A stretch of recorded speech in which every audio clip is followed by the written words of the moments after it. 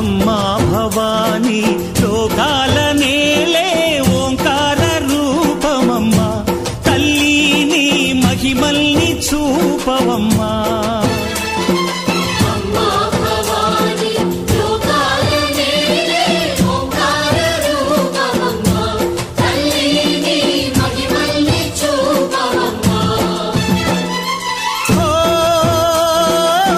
సృష్టికే దీపమా, శక్తికే మూలమా, సింహరథమే నీదమ్మా.